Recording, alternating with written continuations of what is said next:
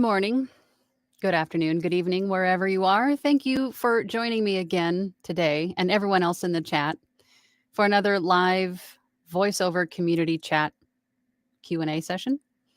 If you're new here, welcome. We welcome you with warm, open arms. My name is Angela. I am a full-time voiceover artist and audiobook narrator. And my channel here on YouTube is dedicated to those of you that are just getting started out in this wonderful world of voiceover and audiobook narration. And through my channel, I share with you some tips and tricks and techniques, things that I use every day in my own voiceover business in the hopes that it will help you move forward and step out of the box that we all put ourselves in the beginning when we're trying something new and scary. If you're not new here, then you know every week we have a new poll, which is basically the jumping off point, right? Topic of discussion for today's chat. And today's poll is, have you ever used or even seen a voice over contract or an NDA? And the topic today has come from, I've got a handful of questions over the past week or two regarding specifically contracts and NDAs. And most of the work that I do is for, and again, if you've watched me for any length of time, you know that I'm not chasing after big brands and things like that. I usually work with smaller indie companies and publishers and authors and things like that. I'm behind the little dogs of the world. So I don't see a whole lot of them, but I have seen some contracts. I have seen some NDAs. And with the experience that I have had with these is that really what you need to do is read through them carefully. Now, I have a few resources for you today that I have come across in my own journey to getting to where I'm at today through the course of the last, almost 6 years now that I've been doing this. And I wrote some things down because, I forget things really easily. But I was going through our friend Google, and I found some information that was really useful. There was a website, namely, it's called voiceoverinfo.com. But they have a page that's dedicated to the things that you really need to look for in the contracts. And because I can't remember things all the time. So I wanted to go through this with you just because I don't want to forget anything. But what's important to like the key points, the key takeaways in looking at a contract, and we'll get to whether or not you should have your own in a minute, but I wanted to touch on these because I find that a lot of clients will provide you with a contract first. And if you're just starting out, you don't know what you're looking at, right? It's all just a bunch of legal blah, blah, blah. But you do need to read through it. If you have somebody like an attorney or a lawyer or somebody that's on your side that can speak the legalese, I highly recommend maybe even having them take a look at it. But just to preface this, I'm not in any way giving any kind of legal advice.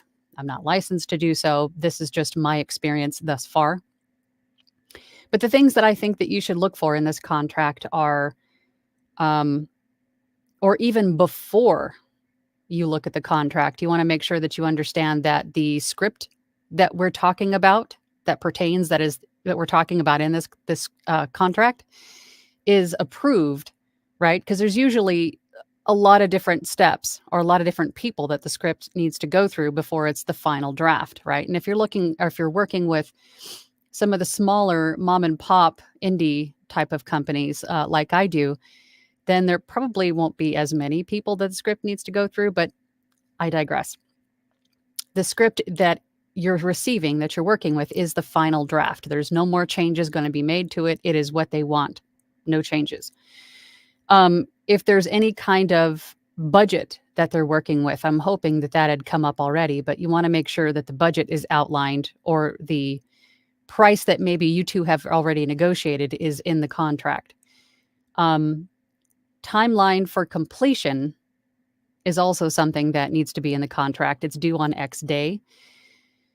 And then there's also some discussion about how will it be used? how is this voiceover that you're recording going to be used? Right? Is it going to be just online? Is it going to be used for advertising purposes? Because of course those things are going to need to be incorporated into your price, right? For the permission fees.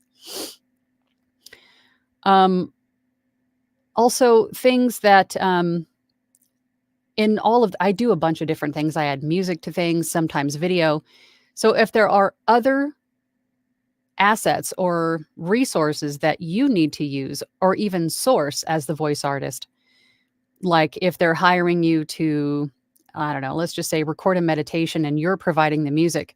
If you need to purchase the music, make sure that the price for that is also incorporated into the price, right? If there's any other resources that you need to have to do this project that they're not giving you, right, that you need to source and pay for, make sure that the price of those, the cost of those, is also incorporated into the price. So you're not paying for that out of pocket. Let's see. Format. What kind of format are they expecting the file to be in? MP3 or WAV or MP4 if it's a video? If there is an NDA involved, and an NDA stands for non-disclosure agreement, which basically, to summarize what it is, it's basically you're not sharing any information about the company, the information that you narrated. It's all hush, hush, secret, until they tell you that you can share it, right? An example would be maybe a video game, right? You're the voice of a video game character and it's in production and they don't want anybody to know anything about it until it's released or until they say that you can share it, right? That is basically the information outlined in an NDA. And NDAs need to be looked over carefully too. I've had a situation where someone had given me it was a very, I wouldn't even want to say generalized. It was an NDA used for a different person, a different entity or vendor type, other than a talent, a voice actor. It was more for like a consultant or something. And the verbiage of it was also including their permission for them to sign my name. It was almost like a power of attorney. And I wasn't good with that, but I'm glad that I read through it. My point to you today is make sure that you read through these things. If you're not comfortable with it, ask them to change it. You know, paragraph 3, line 5, I want this changed. This does not apply to me. I am not okay with you signing my name to things, because why would you? Right? I wouldn't want to give the power to somebody else to do that. And I'm glad I caught that. And if they're not willing to change it or can't change it, then you need to make the decision at that time or whether or not that you might need to pass. In this situation, they were not willing or able, for whatever reason, to change it. And I was not comfortable with that, so I had to pass on the job. But you as the business owner, all of these fall on you. It is ultimately you that makes the decision on whether or not you take this job, because all of the repercussions, if there are any, fall on you for not reading through it. So it's very important that you do. Now, in terms of providing your own, I do have one or two of my own. I first want to start out, it just popped into my head. I'm asked quite a bit about audiobook contracts. And to start, oh no, I know ACX had just changed it, but before they changed the whole layout on the homepage of ACX for audiobooks, down at the bottom, there was a download link, like it said download down at the bottom, or downloads. And if you click that, it would take you to a page full of templates, like contracts and audiobook contract templates. And they were editable, meaning that you could change them for whatever, needs that you had, or if it was an ACX contract. So that's there for audiobooks if you'd like to use it. Also, just skimming around the internet, I also came across Honeybook. I don't know if you guys are familiar with Honeybook, but Honeybook is a site where a lot of different creatives it's basically to streamline workflow. So if you sign up with Honeybook, and it's good for like photographers, creative writers, videographers, wedding planners, things like that, voice actors, I would even think. I have not used it, but from what I can see, it looks like it's pretty flexible in terms of what they can create these things for. Anyway, I'm getting off into a tangent. But HoneyBook, basically, they can make a contract for you that you can send out reminder emails, you can store content. It makes your workflow a whole lot easier. That's something I might even look into. My partner's a photographer, and that would be great for him. But I would think something like that might even be something to look at anyway. I don't think it's free. I think there's a charge to these things, but um, I'm trying to get everything off the top of my head out before I forget it. In terms of voiceover contracts, from what I can see, there's a lot of different opportunities or places, sites where you can go to either create your own voiceover contract. I think there are a lot of other voice actors that I have seen all over social media and on Google that are offering a template contract that they will sell to you that is editable, that you can purchase, download, and then change the wording. If you're just like, I have no idea what to do, I have no idea how to create this or don't have the time or whatever, you could purchase a template from one of them and then change it to your liking, or you can even get your attorney, lawyer, somebody to write up one for you. What was the one that I saw? I think I mentioned this last week or the week before, but supervoiceover.com, he has some templates that you can purchase. Documentation. I think he's even got like letterhead and a bunch of other things, but check it out. Rocket Lawyer was another one. I don't know. I've never used any of these, so I don't endorse them. I'm just telling you what I've seen. But having your own that you're comfortable and familiar with, that includes everything that you need. Oh, also payments. See, I almost forgot. The verbiage of your payment section of your contract, 50% upfront, right?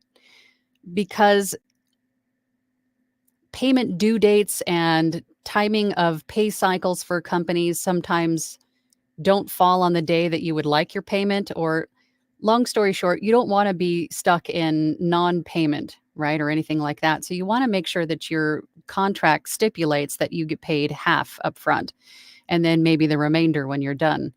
Same thing with audiobooks. If it's a per finished hour rate, I ask for 50% upfront. That way my time is covered. And that also prevents getting into a contract with a scammer, right? Because they don't want to pay for anything. They just want to take your audio files and run. So if someone balks at that, saying, hey, I don't want to pay half upfront, then I don't really want to work with them, because that's kind of a red flag to me, right? But I think I touched on everything that I wanted to touch on. So if you guys have any questions about anything that I said or anything you would like to add, because I'm sure I forgot something, then please put it in the chat and we'll get to it. The poll poll results. I'm already getting off track. Okay, we got 31 votes. And it looks like 58% of you said no, that you haven't seen either. And 16% of you said yes, just a contract. 3% of you said yes, just an NDA, which is strange because I've seen more NDAs than I have contracts. And I thought it would be the other way around. And then 22% of you said yes, both. Interesting. Okay, so for those of you that have seen or have used a contract or an NDA, please, if you have anything else to share, of course, if I missed anything, then please put it in the chat and we will go through all of these comments. We have a lot of comments, so let's get started here. I feel like I went through that really fast too. So again, if I missed anything, who's first in? Glowen? Hi, Glowen. Good morning, afternoon, evening, to Voice Over Angela in chat. My coffee is hot and bold today. Hope yours is too. No, it's sort of room temperature now, but that's okay. It's not really bold either. It's more of like a mild. I'm not like a coffee snob or a connoisseur, but I do know what I like. I like Javalia. What kind of coffee do you guys use at home? Javalia with my oat milk creamer. Dylan's here. Hey, Dylan. Good morning, all. On the road, so I'll just be creeping in the shadows today. I haven't had the need to sign a contract yet. Would I need a lawyer to look it over first? I don't think that would be a bad idea. Especially if it doesn't make sense to you. If you have somebody on retainer, or if you have somebody I mean, it wouldn't hurt. It definitely wouldn't hurt. Just to be on the right foot to make sure that you understand what you're signing. David Horn is here. Morning, Angela. Morning, David. Good to have you here. Colette is here. Hi, Colette. Good morning, everyone. All voices, no breaks.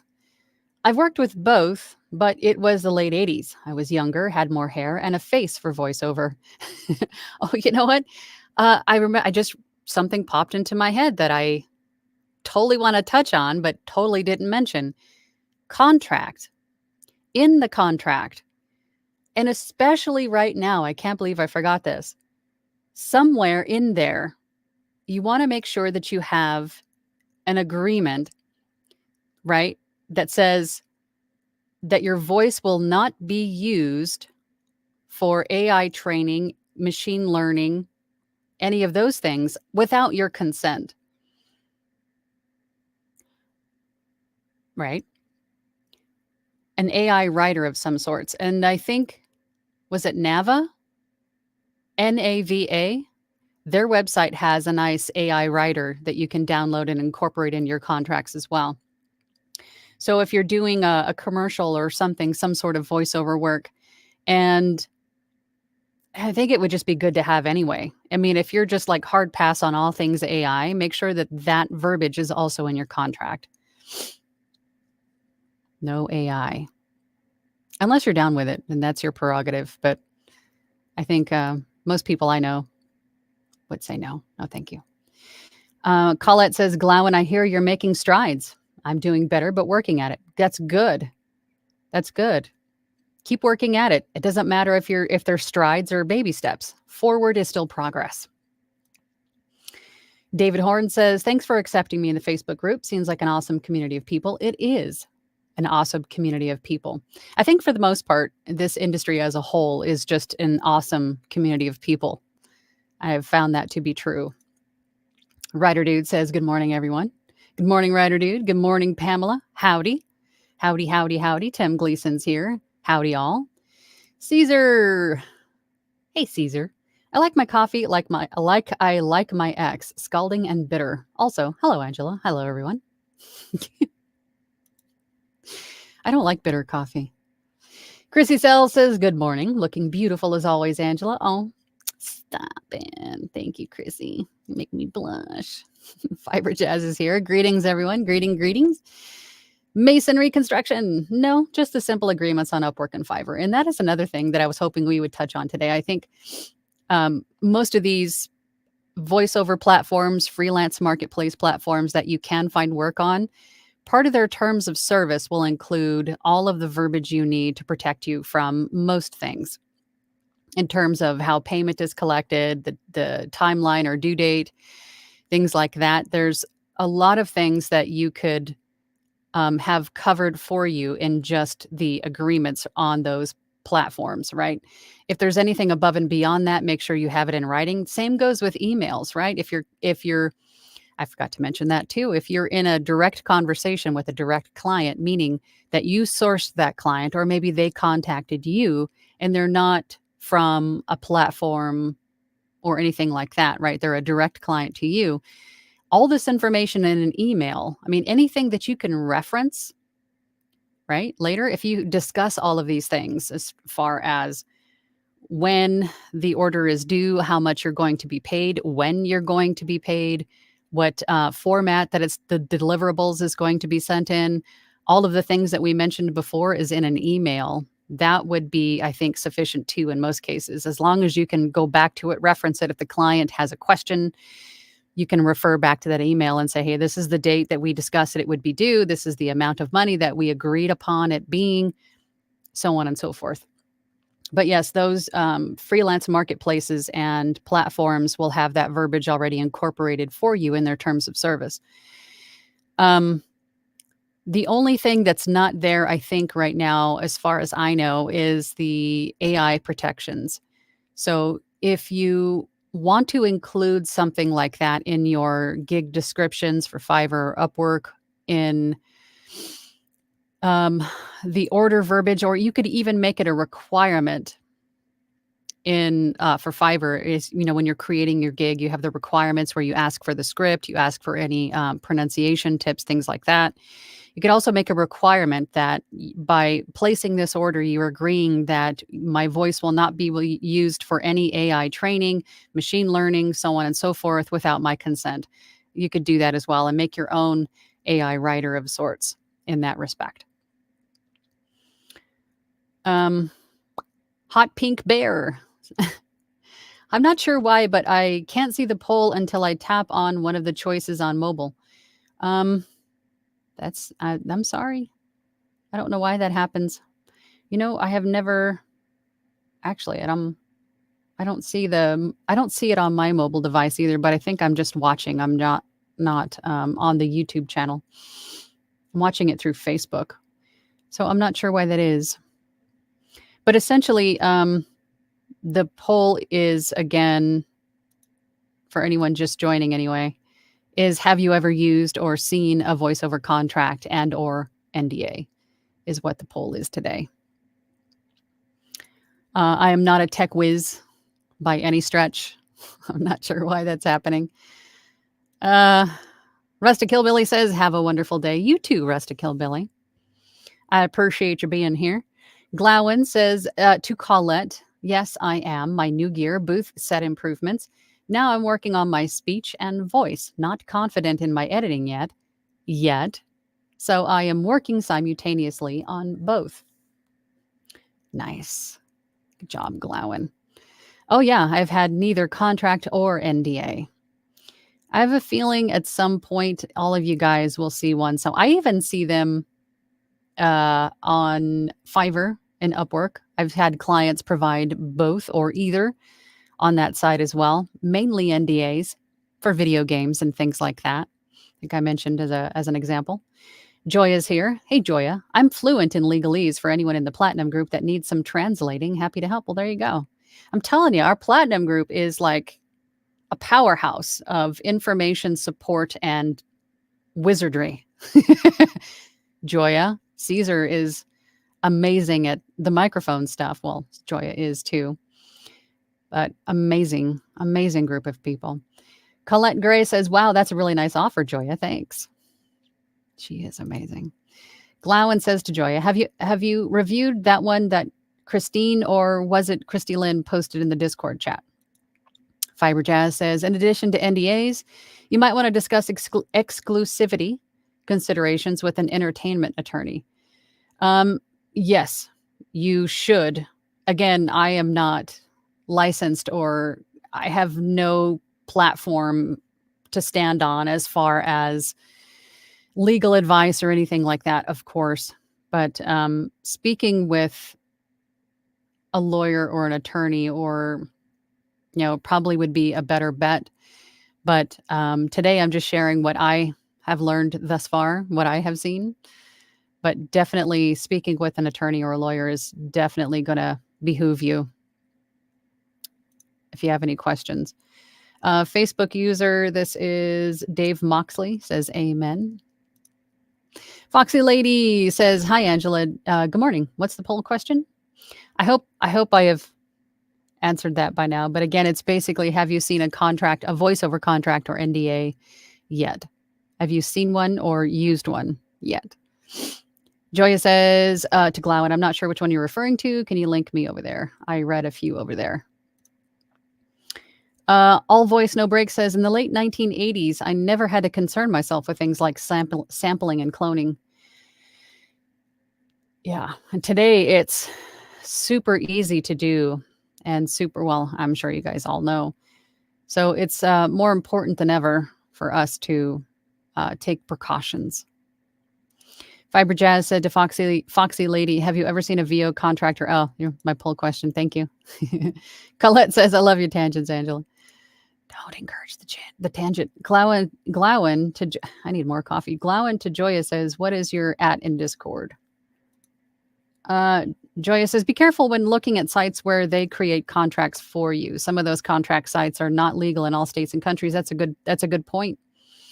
That's a very good point. So, moral of the story today is to do your due diligence when you are signing up for any site. And this should just go for just normal personal life too. When you're signing up for any new site and you have to click that button that says, "I've read all the terms and agreements," make sure that you do.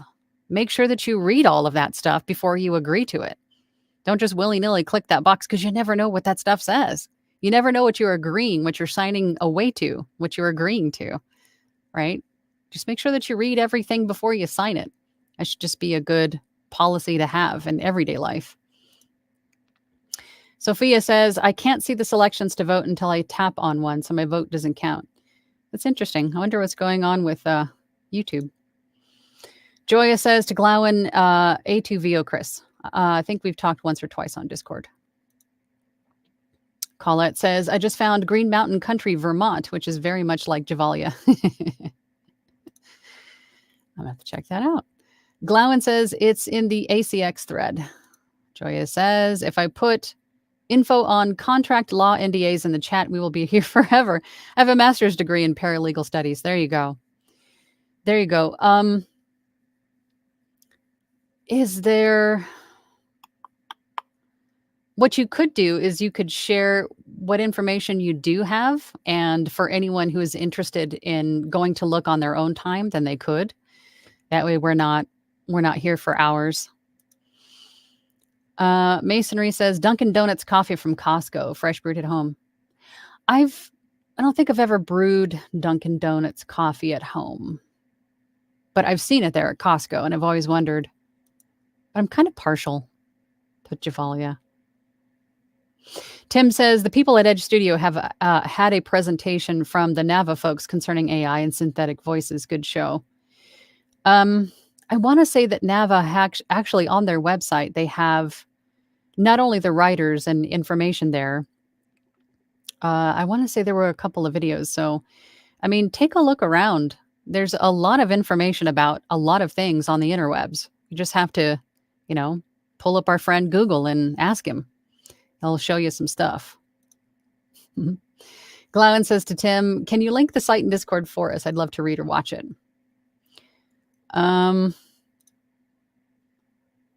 Doug Mack says, "Good morning from Doug. I'm learning a lot." Good. Good. That's the purpose of us meeting together, so we can talk this stuff out. Joy says, "Hey, Joy. Joy. Good morning, Angela, from cold and windy Southfield, Michigan. I had to sign both regular and NDA contracts with clients. I'm going for a hot cup of coffee right now." That sounds delicious. It sounds delicious. So what was your experience with the contracts and NDAs? I'm hoping that you read all the way through them. Did you find anything? Well, obviously, if you signed them, you probably didn't find anything weird in them or confusing. Caesar says, "I like dark mountain grown Arabica sourced locally. Lately, I enjoy sprinkling Twinings wildberry tea over the grounds coffee before brewing." Coffee grounds. Why did I just flip that around? "Then I mix in a little Black Forest honey and oh God, that sounds amazing." You always have the most amazing stuff, Caesar. Tiff Stella Reed says, "Honestly, Angela, how did you build your VO biz outside of your 9 to 5? I'm struggling to find the time because I'm exhausted. It feels impossible, honestly." I get that question a lot, and it was hard. It was hard. I was exhausted. I had the mom guilt. I had the guilt, the partner guilt, right? Just not being available as I once was for my family. But it also could be that I was also at that time working for in a very demanding position where I was pretty much on call all the time, worked weekends sometimes. It was a long day. So maybe just putting in a little bit of extra work at the end of the day wasn't really, I don't know, that much different than what I was already doing. But what I tell people that ask me this question is, if you have an agenda book Like I'm always talking about my weekly, monthly agenda book that I have. I have one on my website. If you go to VO Gear, I have an example of one, the very one that I use. Actually, I think I need to update it for 2024. But anyway, if you can write down what you're doing, or if you journal every day and you're writing down what you're doing, right? Take a look at that and see what time you do have available. And it doesn't have to be, a big chunk of hours to be available. If you have, like, on Monday, you might have a half an hour. On Tuesday, you might have an hour. On Wednesday, you might just have 10 minutes or maybe no time available at all. On Thursday, you might be a little bit more flexible and you might have an hour here, maybe after the kids go to bed, right?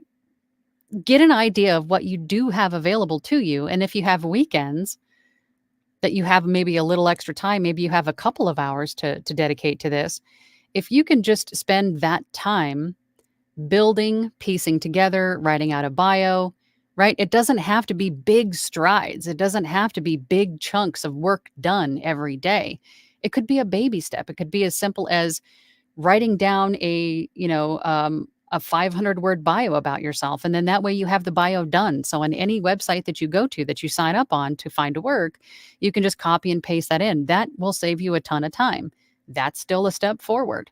Or having a profile picture, with your phone. I mean, you could have a professional headshot done later on, but in the beginning, I mean, geez, mine is from my phone. Take that picture and clean it up, and then you have that. I mean, my point is that you'll start to see as you go along that maybe I can, on Tuesday when I had that 30 minutes available, maybe I can stretch it to 40, right? And then just build it slowly. Whatever time it takes to build is the time that it takes to build, right? If you don't have a whole lot of extra time available to you, take the time that you do have available and use that to move forward, baby steps even. Your why has to be strong enough to get you through that, right? So if it takes you a month to get everything together, great. If it takes you a year, it took me like probably a good year to get everything in place. It was slow, but if you have to be consistent and you have to be in it, right? You have to be gung ho about it. And the mom guilt was hard, but my family knew what I was trying to do and supported me through it, thankfully. And now I can pay that back with, being available with them more than I was before. So it was a temporary thing. Push hard in the time that you have while you're still working. And then knowing that after you're done, once you're full time at this, or you're a full time entrepreneur, then you have more time available for them. It is hard though. It is hard. Hang on, I thought I saw a super chat while I was tangenting. Tangenting? I did. Sean Lester, thank you so much for the super chat. I appreciate you. Off topic, sometimes I stay up late working on VO, but then wake up too early, leaving me too sleepy to record. Have you experienced this? Yes. And it doesn't get any easier the older we get, right? You need sleep. You need sleep. I mean, we do. You can't, I mean, especially the older you get, you need more sleep. You just do. So it's tough. So if you're someone that can charge through the day with, a cup of strong coffee, then that's what it might need to be. Or you just might need to go back to bed for another hour. But I guess it depends on the reasoning for waking up too early. Is it because your body wouldn't let you sleep anymore? Or is it because you had to get up for a purpose? That you had to get up, take the kiddos to school, or you had to get up and get some work done? I guess it depends on how early it is. But yes, I absolutely have experienced that. But all of that is temporary. Is it, a temporary thing? But that, again, comes with being a business owner that has global clientele, right? Sometimes being available to people that are way outside of your time zone is something to be expected. But it's not like an everyday thing, right? So I guess I just take the good with the bad and just push forward. But the older I get, the harder it is to just push forward. Thank you for the super chat. I appreciate you, Sean. Masonry Construction says, it is surprising the amount of AI work offered, sometimes disguised. Yes. Yes, it is. They're getting, I think most of these companies that I've seen invitations to, we were just talking about this in Facebook, our Facebook group about Upwork invitations for, it looked like machine learning. But just trust your gut. If it walks like a duck and it talks like a duck, it more than likely is a duck. If it makes you uncomfortable in any way, shape, or form, then don't do it. Right? If it just doesn't make sense, don't do it. Dwight says, hi, Angela. Hope your holiday shopping is done for the year. I got a couple left. I'm almost done. FYI, you don't have to wrap mine. You don't have to wrap mine. Oh, thanks, Dwight. Saving me some wrapping time. JCC AOL says, Angela, how's the weather today? It's a little brisk today, but sunny. It is currently 56 degrees where I'm at in the desert of Arizona. It was a little chilly yesterday, but I think it's supposed to be in the 70s all week, which is why people move here for the 2 months out of the year where it's nice. Sean says, I was asked to sign an NDA for an audition. Interesting. I think I have two, once or twice. And these are typically for video games. And I get that because they don't want anyone else stealing their ideas, right? I've also had an author ask me to sign an NDA before I even started the work on her. But it was an author that I had recorded an audiobook for before. So I don't know. But I think that just kind of comes with the territory, right? If you're an audiobook narrator and you want to support the author, you're going to want to talk about the book. Unless she's concerned about me sharing the manuscript with other people, which I would never, ever do. But I guess, a little bit of protection because she doesn't know who I am. I mean, she's worked with me before, but she doesn't know if I'm going to do that stuff. And so I get that, even though I never would. But she doesn't know that. Yeah.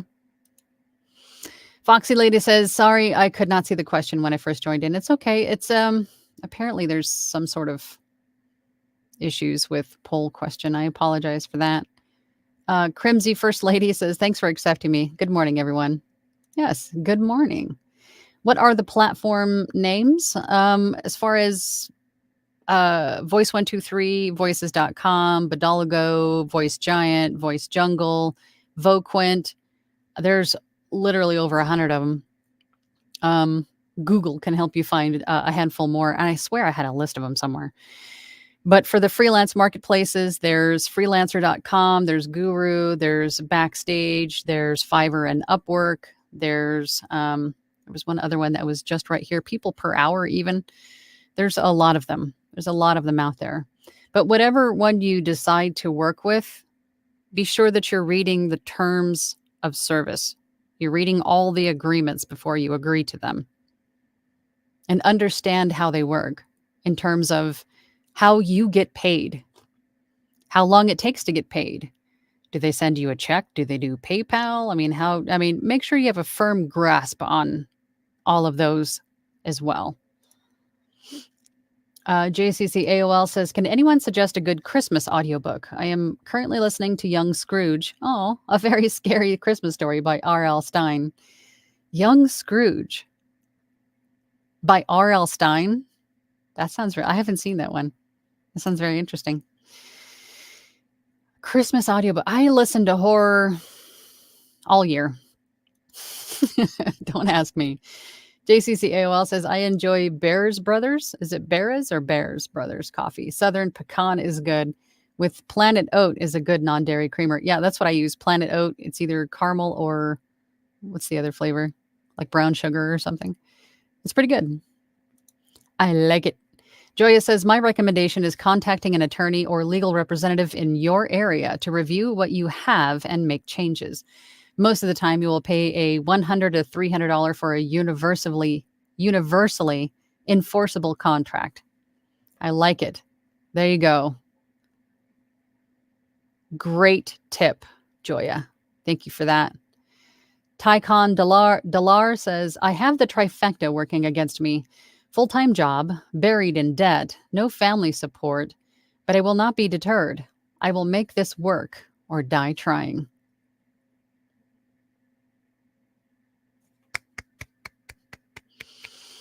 Good for you. Good for you. You'll go far with that kind of attitude. And that's the attitude you have to have. Is I want this come hell or high water. I'm going to do it. And I'm going to prove everybody else wrong. Good for you, man. David Horn says, love my Arizona. I'm in the southern part of the state where we stay a bit cooler here year round. I don't want to hear about it, David. You mean so when I get 120 here in the middle, you get 110? Bear338 says, good morning, Angela. Watching from home today. I got sick. Oh, no. On a bright note, more studio pieces are starting to arrive. Super excited. Every gear day is a good day when it's gear day. That's definitely a good day. Gear day. New gear day. Joy says, due to the fact that I'm a nervous Nelly about new jobs, I also read through contracts. And if there's some legal terms I don't know, I just Google them to get the definitions. It also would be probably a good idea, and I'm sure Joya would agree with me, to have somebody on retainer that you can ask questions and get clarifications on things. Right? It probably would be not a bad idea. So you can shoot them documents and go, hey, what does this look like to you? Status TV Uganda says, hi, I'm from Uganda. I'm a voiceover artist and radio producer. I'm loving this. Well, good. Welcome. Glad to have you from Uganda. That's awesome. David Horn says, it's rare for us to break 100 here in the summer. Oh, really? So where is this oasis in Arizona? I'm dying to know. Okay, so for those of you that are asking about the poll, oh, hang on, I got to turn off the comment. So once again, for some reason, the poll's being weird today, but the poll again was, have you ever used or seen a voiceover contract and or an NDA before? And again, I am not in any way I cannot give you legal advice in any stretch, but I'm just sharing so far what I have learned in my own adventures into this, my own foray into voiceover. So I'm not here to give advice, just sharing information. Have to say that. And with that poll, looks like 45 votes. We just got a couple more. And it looks like 60% of you said no. And 16% of you said yes, just a contract. 2% of you said yes, just an NDA. And I really thought it would be the other way around because I've seen more NDAs than contracts at this point. And then 22% of you said yes, both. So I guess I would fall into that category too, right? Awesome. Okay. Well, I'm hoping for those of you that said no, I'm hoping that something in this conversation today, either in what I said or what somebody else said, has given you some inspiration on where to go, what to look for, what to read before you sign it. Right? I hope it's helped in some way, shape, or form. David said Sierra Vista. Yeah, I've heard of Sierra. I've never been there. Masonry Construction says Southern AZ is closer to the equator. David Horn says down by Bisbee and Tombstone. I want to come. I know there's a lot of haunted cities in Arizona. I think Bisbee has got a haunted hotel, does it not? So does Tombstone. They're on my bucket list, is to stay at those hotels. Mm-hmm. Joy says, I do have a lawyer that I can shoot a question or two just in case. Oh, that's good. That's good. I think a business owner of any kind, should have access to, for questions or legal information. Because we all can't be Joya, although she's probably invested quite a bit of time and money into that master's degree. David said, yes, they both do. That is cool. Yeah, they're on my bucket list. And I'm so close. It took me like 10 years of living in Arizona before, no, 15. How long have I been here? I've been in Arizona for 23 years, and I didn't see the Grand Canyon until just a couple of years ago. Sad, I know. But going to those haunted hotels in Tombstone and Bisbee are definitely on my next places to go, my list. Catherine Cruz says, when I was drinking coffee, I liked dark roast, but with condensed milk. Oh, foaming it is awesome. Now I drink ginseng or gunpowder green tea. Gunpowder green tea? What is gunpowder green tea? What is gunpowder green tea? You must tell me. You must tell me. Glowen says, sorry, was AFK, but I am encouraging a colleague in a different province to get into this. He has a voice very similar to Dylan Holt. I sent him the link to last week's podcast. Oh, well, that's nice of you. Sharing the love. Nick. Okay, so I'm new to the narrating world and struggling with getting my RMS levels to meet ACX standards. I use Studio One. Any recommendations? I've watched your video on that, but still struggling. I totally feel your pain. And I think my move to Adobe Audition was for this very reason, I should say. Because most of the people that I was watching on YouTube to learn things, specifically about the technical side of audiobook production, they were using Adobe Audition. So I knew that anything that I needed help with, I could go to one of their videos and I could take what they were saying and directly apply it to my own situation. So I've never used Studio One, so I couldn't tell you specifically what to do. But RMS is basically is the average dialogue volume, is the average volume of your dialogue. So I find that compression is an element that can definitely help with getting all of the volumes a little bit closer to uniform, a little bit more consistency in volume. Or it could be that your input gain is just entirely too high or entirely too low. That's typically what the common denominators are when I talk to other people using Audacity or Adobe Audition when they can't meet the RMS levels, is that there's just the volumes of their dialogue is just all over the place and it needs to be more consistent. And that is your RMS. Or that their input gain is way too low or it's way too high. And that throws off the volume dialogue. I think I just had an aneurysm. Throws off the uniformity of the volume of the dialogue. Does that make sense? Okay, I think my brain is toast. Stick a fork in me. I'm done. I hope that helps, but I couldn't tell you exactly what to do with Studio One, but that's generally what I find to be the issue if there's an RMS issue, that you can't get to it. Glowen says, the Grand Canyon, the world's biggest ditch. It is absolutely breathtaking. I would call it much more than a ditch, to be honest. Catherine says, I am still working on demos and setting things up. Good. Good. And take a lot more time with setting things up, namely your recording space. Take more time on that than working on demos. Because having your recording space not be echoey or boxy sounding is going to do so much more for you, right? When you're doing your demos, you don't want to hear any of that in your demos. So spend more time on setting up your space. That would be advantageous. Caesar says, incidentally, have you read my story time at VO Gear on Discord? Short version is, the guy in charge of getting my mic ran away with my money and went on a holiday. It was a nightmare. No, I haven't been on Discord a whole lot.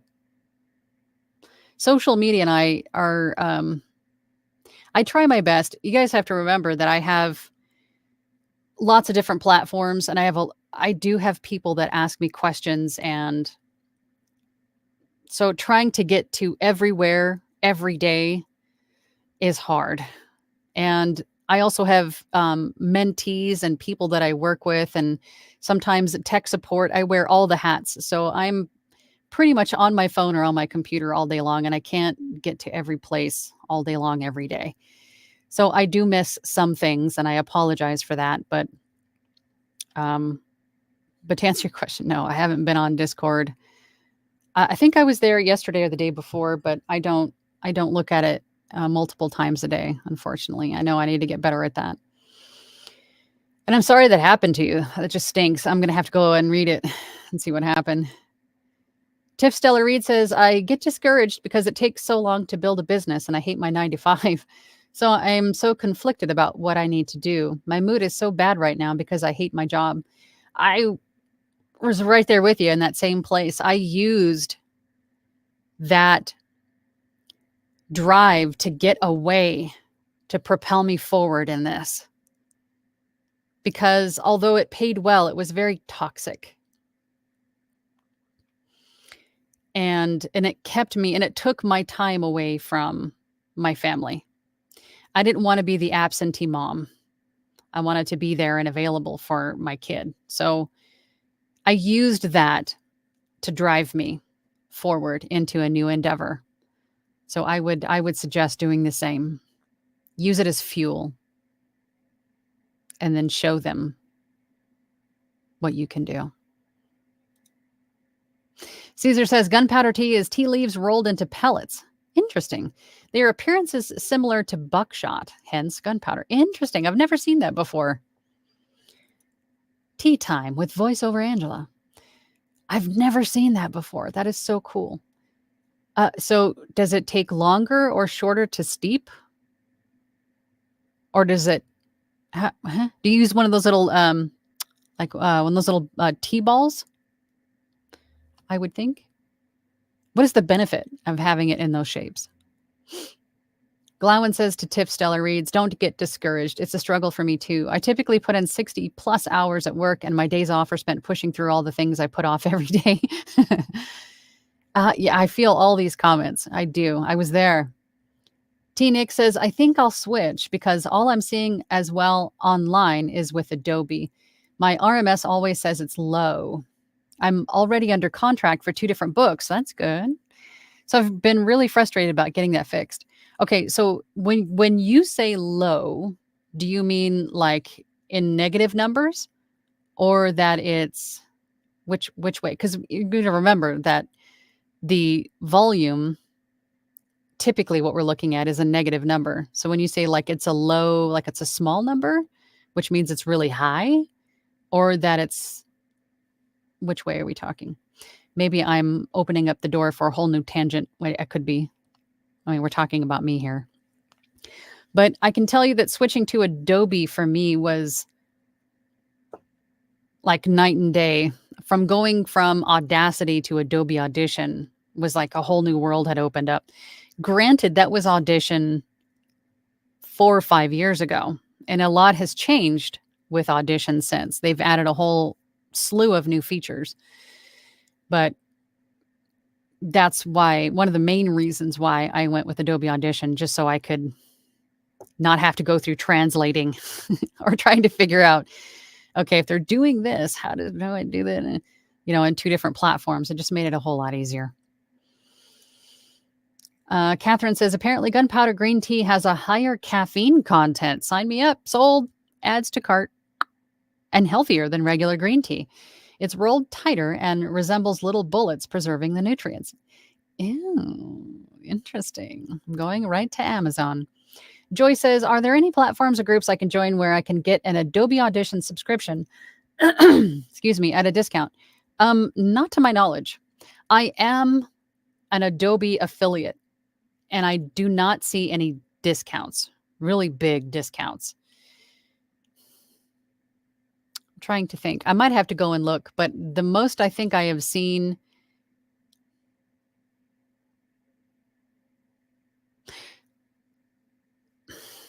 It's like right here. It's like going, there was one. I want to say one time I did, but it's for a short period of time. It's not like forever. It's like because Adobe Audition is a subscription. It's a monthly subscription or an annual subscription, depending on which way you go. And I think they give you like a discount for just the first time you sign up, like the first year or the first month or whatever it is. It's, really not that big of a discount. But I'll have to look. I'll have to look. T Nick says yes, negative numbers. It will typically say low by 0.0. So I'm trying to think. Okay, so if it's low by 5 dB, that is quite a bit. So if we're talking it's low, so that means that we need to raise the input gain, perhaps? I would try it either way because I'm still not quite sure. My brain doesn't math. So I would try it either way. I would try recording, just do like a test recording. Try recording with your input gain, like the gain on your interface or your microphone turned up a little bit by roughly 5 dB and just see what that does. Go through all the process on it and then check it and see where it's at and see if that's closer to where you need to be.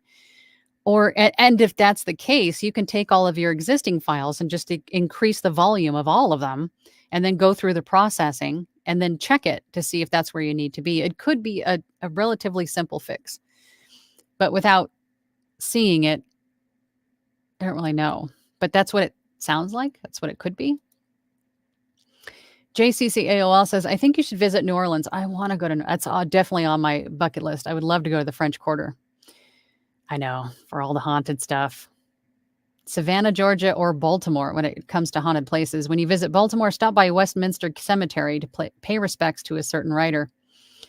Yes, I've also wanted to go to the Winchester House in, what is it, it's not San Jose, is it Santa Clarita? San Jose?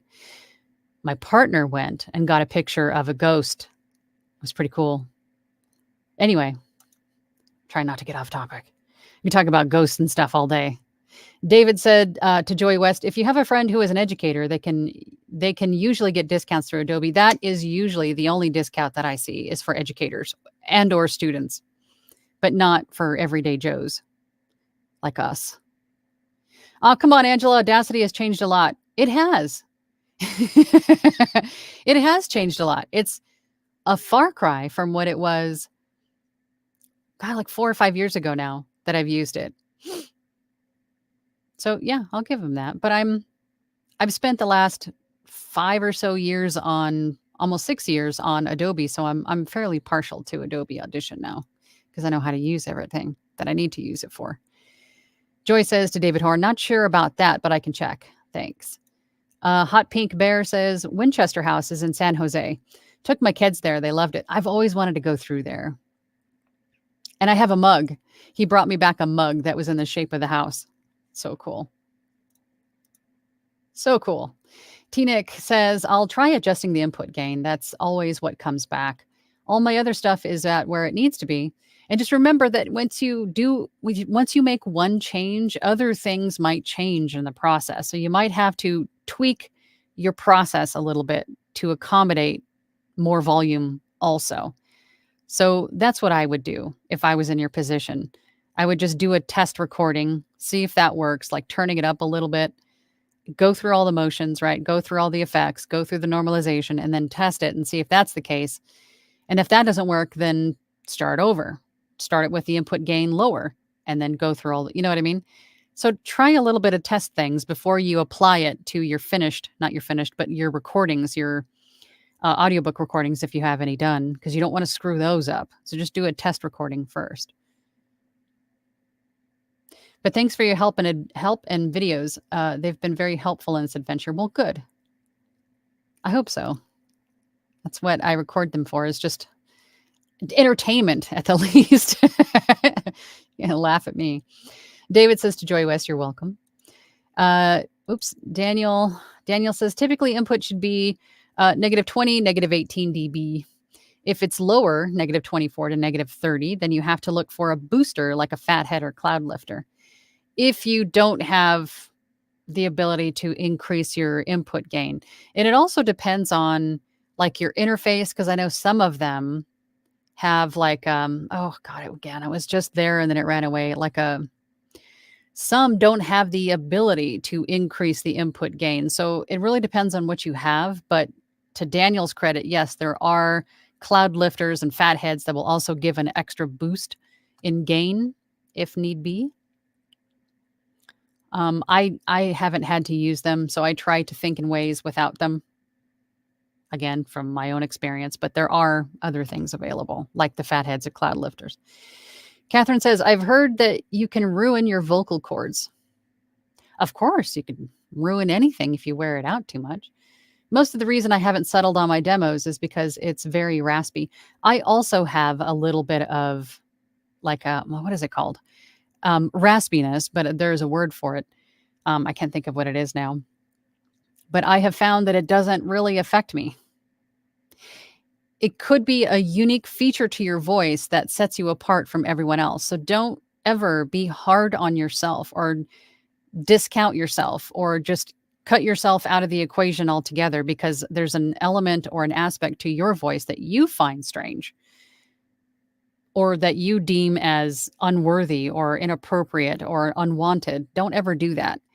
It is an aspect of you that makes you different from everyone else. So embrace it. Try it out anyway. Do it. Go get it. Mason Reconstruction says, just go to the Haunted Mansion. I love the Haunted Mansion. Disney has a few ghosts there for you to photograph.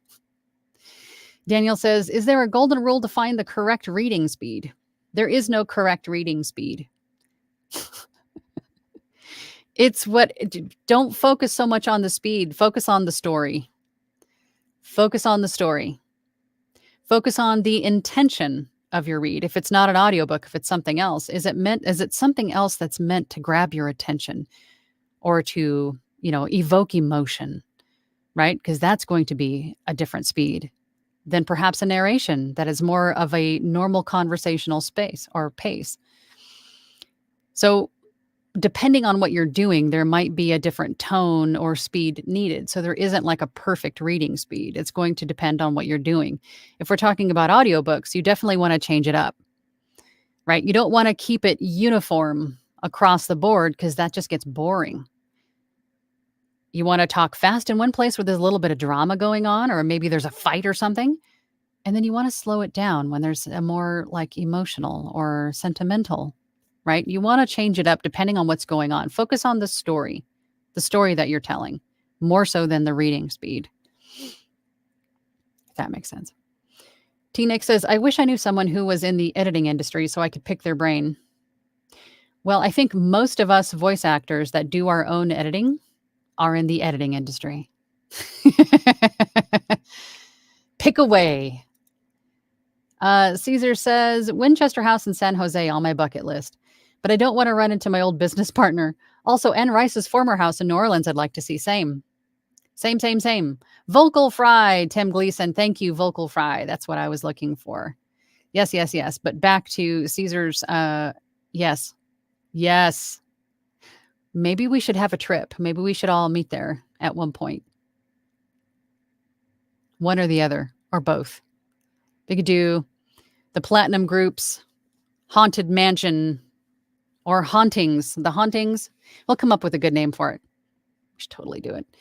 David Horn says, usually if you're using a condenser microphone, you don't need any secondary amplification like you would if it was a dynamic mic. Yeah, it's going to depend on your setup and what is needed, what you can already do with what you have. And if you do need more, then there are pieces of hardware like the cloud lifters and fatheads that can help. Glowen says, almost forgot to ask. Does anyone know of some practice scripts for meditation? I have a friend that has a spa in Bali that has asked me if I would do some work for him. Google it. Google meditation scripts. If you're just looking for some guidance on, because you can write them yourself. I mean, meditations are pretty much all the same. There's usually a welcome, get into a comfortable position. There's breathing exercises. There's usually some sort of a body scan involved, and, being mindful of every part of your body. And then there's some sort of a visualization, whatever focus that your meditation is about. Also, what I have done in the past, because I do a lot of meditation stuff, is there is a couple of sellers on Fiverr that have a bunch of non-exclusive scripts already written that you can use for things like this, as long as your client knows that these scripts are non-exclusive to them, meaning that there are a lot of other people probably using the same meditation script. Granted, narrated probably by a different person each time, but it's the same words. So they can't copyright it, they can't claim to own it. As long as they're okay with that, then do that. But if they want something custom written just for them, I would recommend maybe going to either writing it yourself, or you could go to Fiverr or a place like that, Upwork, and find somebody who, like a ghostwriter or a content creator that can write this kind of topic, meditation, and have them custom write a script for you. You could do that too. God, we covered a lot today. We covered so much today. Again, I hope something said today helps or inspires, or I hope it's just helpful in general. Something that was said today. But again, read everything that you're signing your name to before you sign it. I think that is the moral of the story. And if you're watching this in the replay, or even right now, once I end the stream, if you have an idea or a topic or something that you want to discuss as a group, please put it in the comments, because the topic today came from several questions and comments that I have received over the last week or two, wanting to talk about contracts and NDAs. So leave your comments down below, and maybe we'll talk about it in a future episode. But I will be back next Tuesday, same bat time, same bat channel. Tuesday at 12 p.m. EST. I'll be back then. And I'll see you all then. So until then, have a great week, everybody. And finding my outro. Bye.